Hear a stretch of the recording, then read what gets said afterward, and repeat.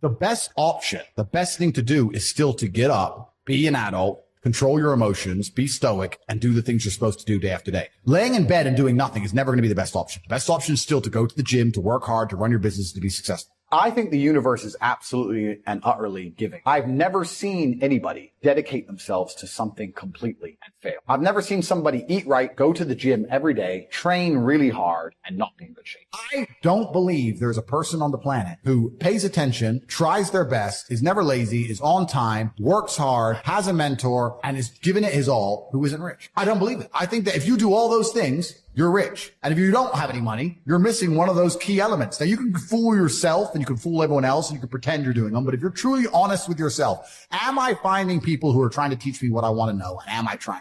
And the answer is fucking no every time. Feeling depressed is real. Depression as a disease, I do not subscribe to.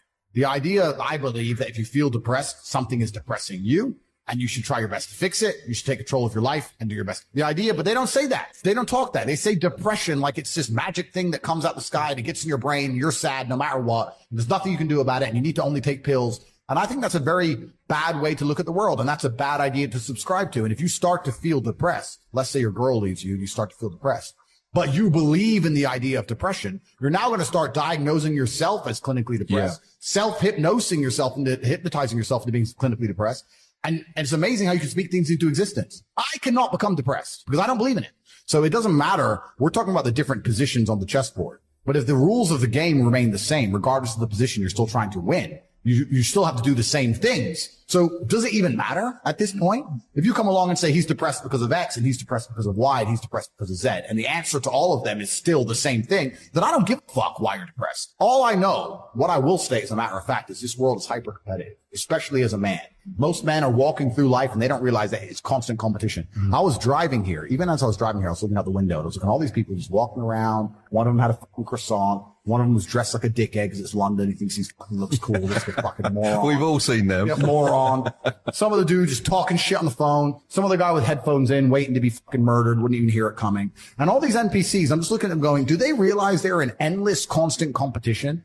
Every single pound they want, someone else wants. Every single girl they want, someone else wants. There are people like me out here. I will destroy, you could get all 30 of them in a room and I will sit by myself and absolutely annihilate them in any single metric. And they're just sitting there just fucking floundering and wandering through life, unaware of how competitive the world is. Well, and whinging how unfair it is. And how unfair it is. And this is my point. If the world is truly that competitive, you do not have time to be depressed because it's a non-competitive mind state. You could be depressed for X, Y, Z, whatever. I'm not depressed. And I want the money you want, and I want the girl you want, and I want the status you want, and the car you want, and the house you want. And I'm going to get it, and you're fucking not. I truthfully believe that the universe is a very giving place. And I don't want to sound, airy-fairy, but I truthfully believe that the universe is a giving place, and that if you actually really want something, how much you want is how much you're prepared to sacrifice. So if you want $500,000 a year, you can definitely make that. And that level of stress you'll absorb for that money and the amount of headache you'll go through, if that's the amount you're prepared to accept for a happy life, you'll have it. I think that you have to pre-decide, right? So even my level of wealth comes with enormous stress. Governments are after me. Like most people are not mentally prepared for the bullshit I go through. So the number one factor that's going to decide how successful you are as a person is your ability to absorb stress, your stress level. The better you are at dealing with stress, the more problems you can fix, the more money you're going to make. So you have to decide where on that scale, because you could just be homeless and have no stress. Right? You could be a brokey and be on the dole and just, I'm broke, but nothing really troubles me. So you have to decide on that level where you want, how much stress you can possibly absorb as a man. And then if you truly want that level, you're going to get it. I believe any man can make anything they want, depending. Any one of you here, I have no idea how much money you're making, but if you were to say, you know what, I'm throwing away my relationship, I'm throwing away my social life, and I'm going ham, I'm going nuts, and I don't care what they do to me, I'm going to go and I'm going to make it. You'd make a bunch of money, but there's a bunch of garbage that comes with it. So you have to decide, right? I sit here as a billionaire and I sit and say, I will teach you how to make money online. Anybody, 18 modern wealth creation methods. It's $49 a month and I will teach you. And people will sit there in their brutal arrogance as a brokey with no money and go, yeah, but can he really teach me? I have everything you've ever fucking dreamed of. I have all the money. You have nothing. And you're so arrogant that you believe you know more than me, or that you can do it without me, or that I don't know how to teach you. The arrogance of people is truly mind-bending. If you know so much, why are you broke? You obviously don't know. If I want to learn how to box, I wouldn't walk into a boxing gym, find a guy who can box and go, yeah, not bad, but can he really punch? Like, this is how people think when it comes to money.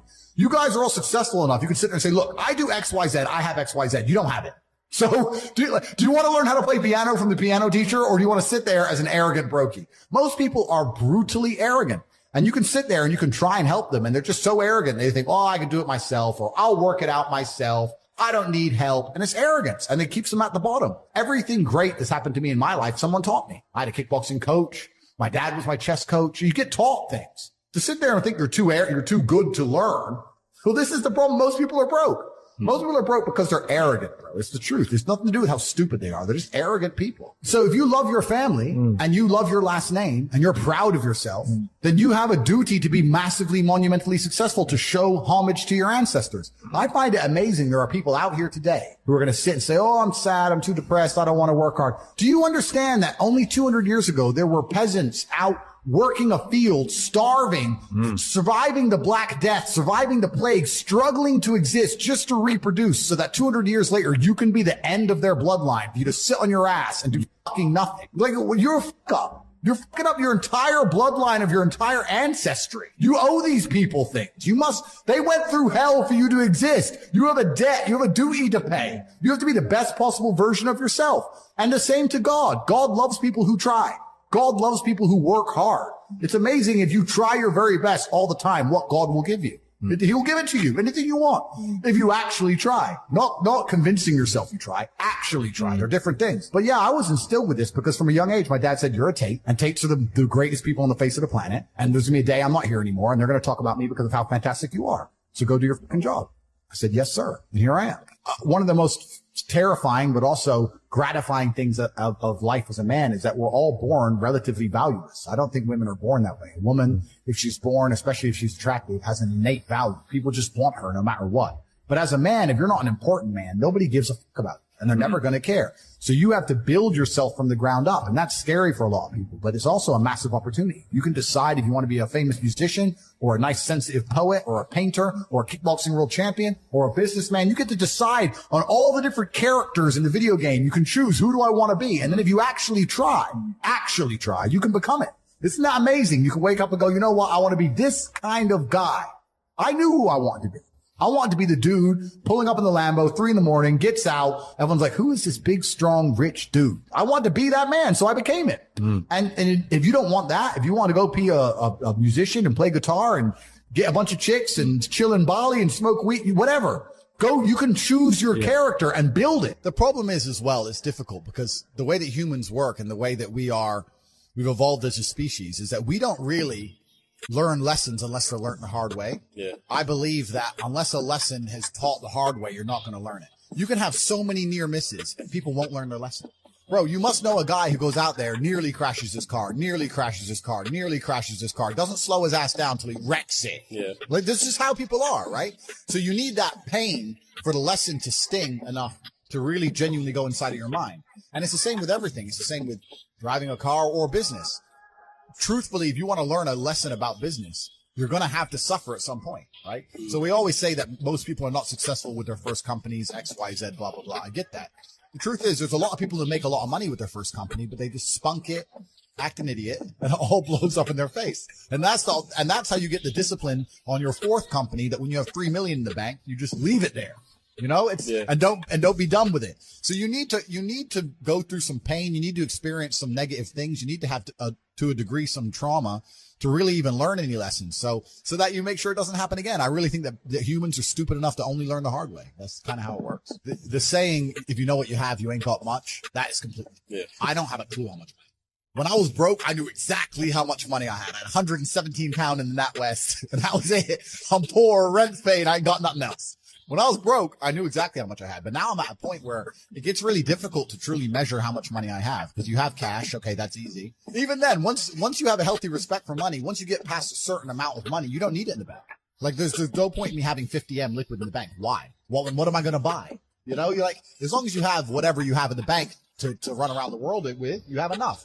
So you try and put that money to use, right? You buy assets, XYZ. I don't believe in motivation as a concept. I believe in discipline and divine purpose. People who ask about motivation are basically saying, I don't feel like doing this. How do I feel like doing this? And the answer is, the true red pill is, you're never going to feel like doing it all the time. Sometimes you're not going to want to do it. Doesn't matter what it is. If I were to tell you to go surfing or skateboarding or driving a Ferrari every day, there's going to be days you wake up where you just don't feel like doing it, no matter how fun it is. That's life. But if you do not do it when you don't feel like doing it, you will never perform against the person who does it regardless of how they feel. You have to make a decision. Forget about the idea of motivation. Forget about the concept of it. Throw it away and decide who you are. And this is a genuine task you all complete. Go look in the mirror, look into your own eyes and decide, am I a fucking loser or am I a winner? Because if you're only going to do what you feel like doing, you are a loser. That is the definition of a loser. A man who only does what he feels like doing is going to lose against the people who perform regardless. If you lose, what are you? A fucking loser. I decided I was a winner, and I knew what it took to win. To win, I have to perform day after day, so I decided I'm going to do this every day, regardless of how I feel. Some days I'll enjoy it, some days I won't, some days it'll be fun, some days it won't. But I'm going to do it every single day to the best of my ability. I will not allow my emotional state to affect my actions. That's what winners do. And you've agreed to fight on the 13th of July. That day comes around. You might feel like fighting. You might feel like kicking someone's ass. You might not feel like fighting. You might be a little bit sick. But it's the day. The arena's booked. You have to fight. So you don't get to say, well, I don't feel like it now. You don't get to lose and tell people, well, I didn't feel like it on that day. You just have to do it. You have to be good enough on your worst day to beat your opponent on his best day. It might be your worst day. It might be his best day. You still have to fight. You still have to win. That's the game. So if people ask me about motivation, I make it very clear. I say, listen, motivation has nothing to do with any of this. This is about who you are. It's about your purpose, your divine purpose given to you, dictated by God. Are you the kind of person who lives a life worth living, or are you a fucking loser? Now, watching this, there's going to be some of you which fall into each category. You're not all winners. You're in the right place. But some of you are probably still lazy losers. That's the reality. I made the choice to do it all. For 10 years of my life, I was never comfortable because I put myself through hell. I put myself through hell because I decided to throw comfort away. Men think it's okay to just become comfortable now. You're not supposed to be comfortable. You were never evolved to be comfortable. You're supposed to be uncomfortable. If you were born 100 years ago and it was the 1920s, you'd be in some ditch in northern France, living in the fucking mud, hoping not to get killed by a random sniper in some bullshit war you barely understand for 4 years. Then you'd come home and hope your wife hasn't been bombed. That's the world. The world has become exceptionally easy for a lot of men. It used to be a different place. Most men were cannon fodder. Most of us would have ended up in wars, dying for fucking no reason. And me as a man, when I put myself through hell, when I have had such exacting, such stringent standards for myself, why would I then have less exacting, stringent standards on the people I meet? Why would I put myself through hell to be me and then meet someone who didn't put themselves through hell and then treat them like my equal? No, fuck you. I suffered when you didn't. So you're not my equal because you decided not to suffer. You have enjoyed comfort when I haven't, and that's fine. But don't expect me to look at you as my equal because you're not. I'll snap your fucking neck. I can never be depressed if I never slow down. Speed is extremely important. Speed defies gravity. How does a plane fly through the air and defy gravity? Speed. It's moving too fast to fall. If you're always attacking life, if you're always doing things, if you're always making more money, if you're always traveling the world, doing this, doing that, new car, here, there, new podcast, meeting James English, boom, boom, boom. If you're always doing things all the time, unhappiness can't catch you. But I also know that speed is a fantastic way to be happy all the time. I'm always looking forward to something. I wake up every day excited. I'll go do this today. I'll go do this today. I'll go do this today. And I very much live my life in a frame of, no, I have to do this. It's very much I get to do this. There's another thing that a lot of people make a mistake with when I talk to them. Like, I have to go to work today. Change your language. I get to go to work today. Imagine you had no job. It'd be worse, right? Because otherwise you wouldn't be working. So you get to go to work. I have to fix the car. At least you have a car. You get to fix your car. Most people don't got one. I have to go get the kids. You get to go get the kids because you have these beautiful children who love you.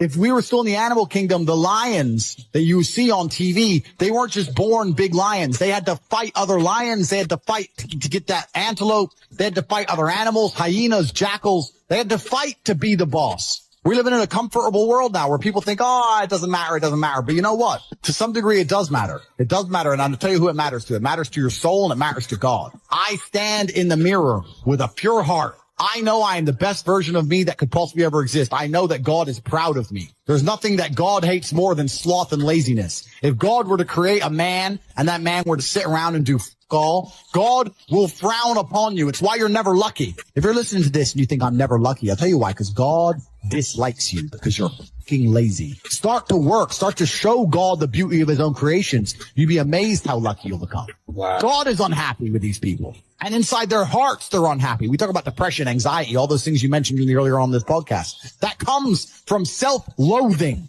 You loathe your own weakness. You loathe your own laziness. This is what all of these things are. I don't feel depression. How can I feel depression when I'm the most powerful version of me that I could ever fucking be?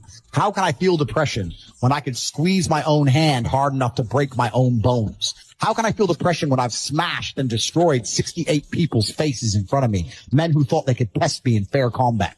How can I feel depressed? It's impossible. This is what the beautiful thing about being a man is, right? It's because being a man is difficult. It's so much harder than being a woman. Being a man is hard mode. But just like you play the video game on hard mode, when you win, you get a higher score. There is no better existence than a top tier male. I think that most people failing in life know very well they're failing. And it doesn't matter what avatar you decide to absorb or who you decide to be. You can decide to be it, and you know true in your heart if you're giving 100% of your energy towards becoming it or not. Doesn't matter if you want to become a famous musician. Doesn't matter if you want to become a bodybuilder. Doesn't matter if you want to become a pro fighter. Doesn't matter what you want to be. You know in your heart if you're actually trying or not. You have to decide what you want to be and try and become it. And a lot of the people who are genuinely unhappy or miserable in their hearts know they're not trying. I actually believe, and this is another thing I'll say, I believe the universe is very giving. I think the universe and God himself is very giving. I've yet to meet somebody in all my years who is genuinely giving 100% of themselves day after day, doesn't snake anyone, firm handshake, look you in the eye, doesn't lie to nobody, and tries 100%, doesn't get what they want. I've never seen it. Every single person who doesn't have what they want, there's something in their story that doesn't quite add up. I've yet to see some guy have you ever seen a guy who eats right and trains his ass off and never misses a gym session ever? Not bro. It's just, that's the way the universe works, right? So if you're truly about it and you're truly trying your absolute best, you're going to do it. And that's what I believe. I believe the universe is extremely giving. So when I meet somebody and they go, I really wanted this and I don't have it, I say, you didn't really want it. I think we're here to struggle. I think we're here to go through pain. That's so I wake up each day and go, what can I attack? What problem can I solve? And look at history. Why did Genghis Khan wake up and want to conquer the whole world? Why did Napoleon conquer the world? Why did Alexander the Great conquer the world? You just wake up and just say, give me this, give me that. I want all of it. I need to, there's an army there. They're really big. We're better. It's intrinsic. Yeah. You need to go and conquer. That's the purpose of life. Because if you don't struggle, you don't learn. Yeah. God created us to learn and understand ourselves and understand other people and understand the world. And what did I say earlier? I said that you don't learn a lesson or you don't appreciate something without pain. So you have to struggle to learn anything. There's only two ways to learn things, the hard way or the harder way. If you're smart, you can learn the hard way. But in my experience, 99% of the planet only learn the hardest possible way. If the lesson's even 85% effective, they'll make the same mistake. It's only when they completely decimate and destroy an element of their life do they sit there and go, oops, now I get it. No. That's how it goes. How much money you make. If you're a bad person, you're not going to feel happy. I don't care how much money you make. If you snake people or lie to people or do bad to people, you're never going to feel happy true deep in your heart. True in your heart, we're intrinsically designed to do right and do good. And that's something that God gave us. And when you have that, you understand that that's more important than anything else. So these people who are up here promoting degeneracy, saying, take Percocets and fangirls and drink vodka and you're going to be, going to be great. I drink. I'm not saying I don't drink, but that's not my message, right? Yeah. And those people are never truly happy, and they're trying to purport that and convince people to do the same, so that the whole populace is never truly happy. And like I said, now we go in circles. We've already discussed why they don't want us to be happy. Exactly, so that's why. And you want to feel content, and you want to feel stable inside of yourself. You need to live true to God. And I'm not saying you can't drink a little bit of alcohol or not party or not have a little bit of fun, but you have to be a good person. You have to balance life. You have to balance life. You have to be a good person overall. I know I'm a good person. And when the Matrix is trying to convince the world that I'm not, that just proves even further that I'm a good person. The world we now live in today, when the mass media machine is trying to tell you somebody is evil, you can know pretty well that person's probably good. Yeah. And vice versa. Like, there's a reason they are trying so hard to convince people to ignore their own ears. People listen to my message and go, that's a positive message. And the media, the shames, go, no, it's not positive. He's bad. They're trying to brainwash you. I don't believe in the societal paradigms in which they have tried to construct this idea of happiness. I don't believe or subscribe to the way that happy and sad is currently understood by the masses of the population. I think if you are anything less than absolutely distraught you are happy. You're a version of happy. It's like saying gray is a version of black, right? No matter how light the gray is, you can still call it a version of black. And unless you've gone through an event, which hopefully doesn't happen too often, like the passing of a family member or something that's truly destructive and detrimental to your mindset, besides these events, which hopefully only happen a few times in your life, you should be happy. If you're not crying or paralyzed in silence due to the absolute magnitude of a detrimental circumstance or the absolute magnitude of a negative event, then you are a version of happy. So I am always happy is the short answer. I don't believe in not being happy. I don't believe in not saying to myself I'm happy. I'm always a version of happy. And this idea of chasing happiness and always being concerned and preoccupied with how happy you are is actually the biggest mistake that a lot of people make, I think, in the world today, especially men who wake up and go, I don't really feel happy, so I need to get happier. And that's how they end up down a hedonistic path of drugs or alcohol or gambling, chasing pleasure. I don't care how I feel. I don't care if I feel happy or sad. It doesn't really affect what I do each day. I do the exact same things. I act the exact same way. I don't care. I don't put weight to the significance of the emotion. So I always consider myself a happy person, but if I woke up and I was slightly less happy one day than another, it wouldn't affect anything I do and I wouldn't put any relevance to it. I'm human and that's life. And so am I any happier now that I have hundreds of millions of dollars than before I was broke? But I was never unhappy. I'm the same state that I was then that I am now. I have work to do and I will do it. It's as simple as that. Well, also there's no light without dark and there's no joy without pain. You can't have a rainbow without a little rain. Exactly. And no matter how hard you chase pleasure and happiness, there's going to be dips and troughs in between. There's going to be come downs and downtrends. And you're going to have the juxtaposition between that time you were laughing your head off and acting giddish like a child and the time that you feel depressed as such. And I think it's much better to just adopt a very disciplined, stoic mindset. I'm always the same base level of happy regardless. If I lost all of my money today, I would be the same happy. If my net worth quadrupled, I'd be the same happiness. As long as I am alive, which is a struggle, unfortunately, in the current climate, but as long as I'm alive and the people I care about and love are alive, and as long as God gives me the honor of doing my duties and providing for the people I care about, as long as I get to wake up and know that there's a whole bunch of people in the world who need me and I get to work hard to please them and do good for society and good for the world, then I'm a vessel of God and I'm happy enough to survive. That's all I look at it as. I don't ever consider how do I feel. That doesn't cross my mind. I have things to do.